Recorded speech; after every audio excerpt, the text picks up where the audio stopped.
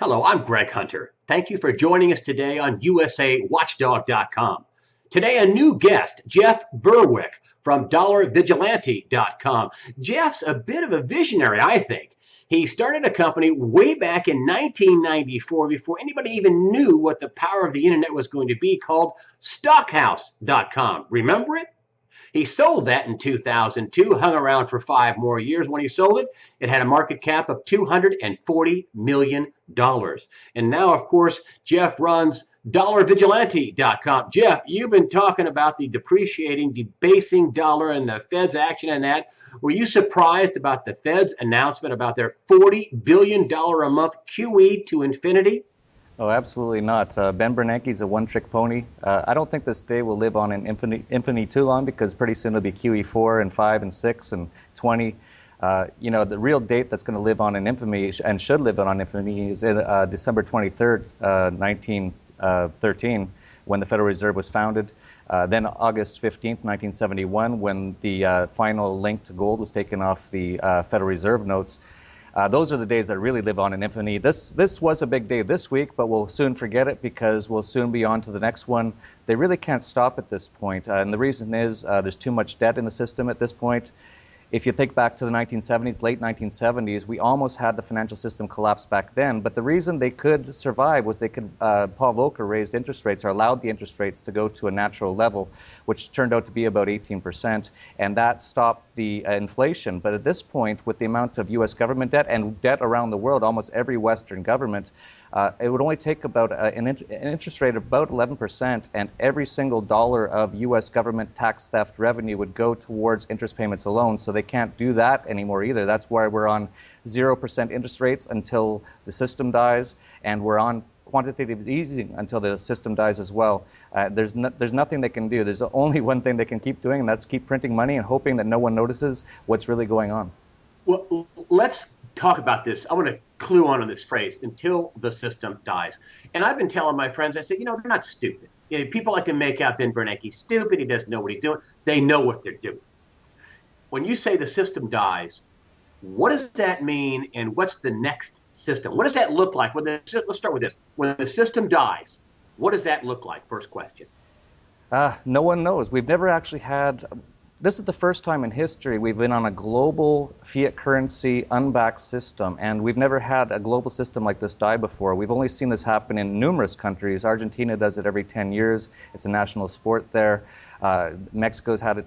Thailand's had it.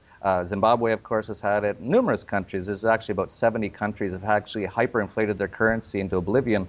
But the big difference between now and then is back then people could buy US dollars or buy something else, buy Deutschmarks, or after Weimar, of course, and that was how they could protect themselves. Now there's really nothing they can do to protect themselves except by things like gold and silver, which is very hard to get at this point. And in the next few years, I'm saying to people, it'll be impossible to buy gold and silver in the next few years. So if you don't own any yet, you better be buying some now. And but as far as how the system will die, there's no way to know. It's going to be very, very chaotic. There'll probably be some more wars involved. That's what these governments usually do when they're really at their edge. There'll be a lot of chaos. Really, no one knows, but really, people need to be prepared. This is going to be the biggest event that's ever happened in human history. That's really saying something. Yesterday I saw the last week I saw the announcement, and I saw the announcement. I thought, $40 billion a month. It's open-ended. Interest rates to 0% as far as the eye can see and beyond. And to your point, until the system dies. The Fed didn't say that, but I think that's your interpretation is better. And I go out to eat in a nice restaurant, and everybody's drinking their coffee, and they're ordering their food, and life is going on. And there's CNN or HLN talking about some ridiculous, whatever, stupid something, some kidnapped person or somebody driving, throwing money out of the car or whatever.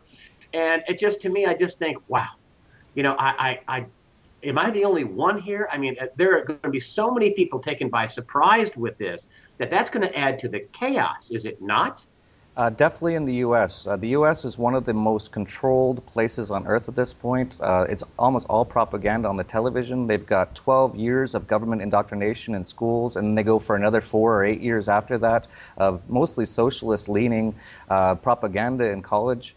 So most people in the U.S. will not see this coming. They're brainwashed. They believe that the U.S. is special, that it's the best place on earth, it's the freest place on earth, when at this point in time it's one of the least free places on earth. So yeah, they're not going to see this coming, and that's why I actually recommend to people, if you're going to live in the U.S. for the next few years, to try not to live in a population center, because once those EBT cards stop working, almost 50% of people who are on the government dole at this point are going to react very violently. We see it all the time. You even see just teachers' strikes and things like that, how violent they get. Watch what happens when the welfare checks are worthless. Watch what happens when the socialist insecurity checks really can't even buy you a hamburger at McDonald's. It's going to be traumatic for many people, but I actually have a positive note. It's going to be very good for many people. If you look around in the U.S., a lot of people are very stressed out. I think they sense there's something wrong. They're living on this credit debt-based system. It's a very bad system. It's definitely not capitalism, and that's sort of the funny thing about Occupy Wall Street is they're angry about capitalism. This is corporatism. This is fascism. Yes. You know, if they can ever revert back to true capitalism, people there can very quickly get past this. But due to all the propaganda, I don't think they're ready yet.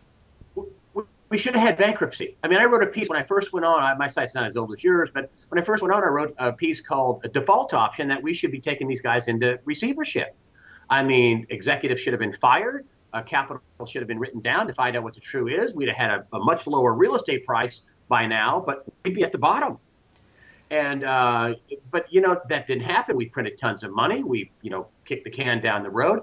I want to talk about gold. And there's been a couple of theories. I keep hearing that they're going to confiscate your gold. I mean, Mark Farber was on last week saying, well, they're going to come get your gold. And I'm saying, I don't know if they're going to go door to door and beat on people's doors. And tell me if I'm wrong. I think they're going to have people put that gold into the system. They're going to say, we're going to waive all federal taxes, and the Fed's going to end up with some of it anyway. And the other thing I think is that the Fed is going to turn around to Europe and all these other central banks and all these individual sovereign, banks, people that we hold for gold, Italy, Germany, whoever, and they'll say, hey, we had this dollar swap. We printed all this money. We're taking your gold as collateral, and also maybe the U.S. gold, the 8,000 tons that we reportedly have. Is that something that could happen, that the Fed could nationalize gold mines, take SLV, GLD, and take money, foreign holding of gold, and say, we printed all this money. Sorry, we're taking it.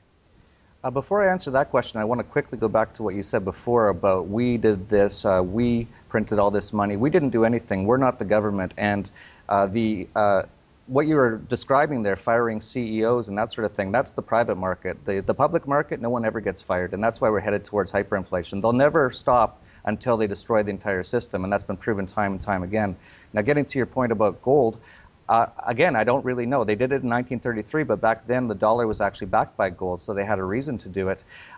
I'm not sure if they're going to confiscate it, but I do know if gold starts to really rise and it becomes something of real value, we're talking $10,000 or more an ounce, the government will definitely start to tax it.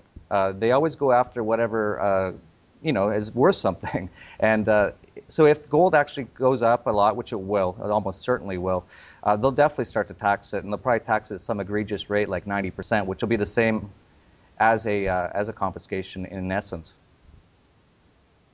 So what's the time window on this? John Williams says hyperinflation by 2014. I think he's talking to the end of 2014. What's your time horizon on this? What does it look like in a few years? What does it look like in 6 months, if you can peer into the future? Yeah, I hate to pick a date. My gut sense is something around 5 years from now, it'll be hyperinflation. It'll be bad inflation until then. It's bad inflation right now. People talk on CNBC that there's no inflation. Gas rates are at nominal, nearly at their highs. Food prices are nearly at their all-time highs.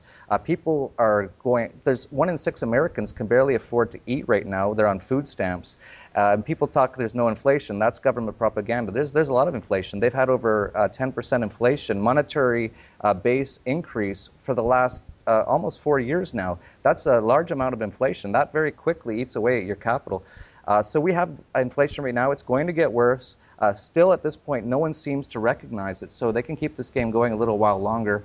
And things like the euro will collapse in the meantime, which will have people running to the dollar. So I think the dollar's still got a few more years. I could be wrong. It could happen in a year or two. I'm thinking 5 years, though. Well, I'm going to come back to gold here real quick because there's a big, there's a definite, a tie between the dollar and gold. Of course, like a teeter-totter, gold up, dollar down, gold, down, dollar up. It's going to be more dollar down and gold up, though, from here on out, apparently. But don't a lot of wealthy people hold gold? And aren't a lot of wealthy people going to call their congressman or their senator and say, hey, you killed that tax on that thing? Aren't they going to do that? You'd be surprised how few people own gold. In the 1980s, I believe in the US, the total percent of a portfolio that was actually held in gold was something, these numbers I can't remember exactly, but it was something around 10 or 15%. By the 1990s, it was around 6%. By 2000, it was about 1%. It's now about 2%, but the difference between 2000 and 2010 is completely explained just by the rise in the price of gold. Hardly anyone owns gold. Maybe a few really smart people have a substantial amount of gold and silver and other hard assets that won't be inflated away. Most people still believe in this paradigm. They still watch CNBC. They still own Berkshire Hathaway stock or Apple stock or Facebook stock. You think the stock market gets killed? Well, not necessarily, not in nominal terms because of inflation. I think the Dow will probably be at 50,000 in about 3 years, but by then a Big Mac will cost $50. So it's very hard to even know where you're at in this sort of a system. And that's why it really destroys the economy. That's why what Ben Bernanke is doing is destroying the economy completely, because no one can really tell the value of anything at this point. I got it. I will tell you a little piece of reporting. I got a friend of mine who's a professional farmer in Missouri, and he goes to banks, a little small bank. It's a good top-rated bank, but of course the ratings don't mean anything because it's the currency that's under attack, not the individual banks at this point. But he said that a month ago, he's a good friend of mine, I've been talking to a couple of years, buy gold, buy silver, one was 900, buy all you can, back up the truck. You should do that to protect some of your assets at any rate. And he says, I goes into the bank last month. I talked to the bank president. They got about 5 branches in central Missouri. And he says, you know what he brings up? Hey, you should be buying some gold. So even now in a small farming community bank, they're talking about buying gold. And I can't imagine there's not going to be a stampede into gold and silver. Am I wrong? No, I agree. I think slowly people are awakening. And thanks to the internet, thanks to programs like yours, thanks to newsletters like ours, people are starting to wake up. And there will eventually be a mania, a stampede into not only gold, but probably gold stocks. And so that's what we write about a lot at the Dollar Vigilante, is how to prepare for what's coming. Ben Bernanke is almost guaranteed there's going to be a gold mania in the next few years. Boy, I want to come back to one last question, and I want to talk about inflation. And there's been a lot of reports about the Arab Spring and about but what keeps bubbling out in foreign press and even our own mainstream media press is inflation. There's people in Egypt are mad about inflation. People in Libya are upset. People in other areas are upset about inflation. In effect, because the dollar is the world reserve currency right now, don't we export inflation? And isn't that in part destabilizing places in the Middle East? It doesn't necessarily have to happen that way, but that's what's actually happening, because almost every country on earth is a democracy or some sort of socialist slant.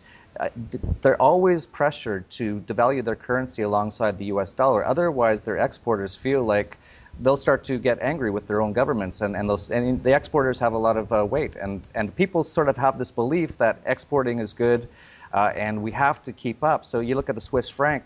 A lot of people said this. This was about a few years ago. I said the Swiss franc will devalue with everything else, and I had a lot of critics say the Swiss franc will never do that, and they did that a year ago, and they were under pressure. There's been no country on earth who can stand up to this pressure, and they all believe in this Keynesian garbage that devalue your currency, making your currency worth less and less is a good thing. And so they're all on a race to the bottom right now.